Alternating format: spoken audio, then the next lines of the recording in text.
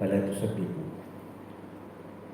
Sekiranya ada orang cerita pada kamu yang Nabi SAW kencing berdiri, jangan percaya orang tu. Aisyah kata satu hadis. Kalau kita pegang pada satu hadis tu, dah tentu inilah hadis yang sahih. Pasal Aisyah, isteri Nabi, dah tentu Aisyah tahu hal ehwal suami dia kan. Tiba-tiba datang pada satu hadis lain, seorang sahabat bermusafir bersama Nabi SAW melalui satu dipanggil Subatatil Qaum, tempat pembuangan sampah. Orang kampung tu dibuang sampah di tempat tu.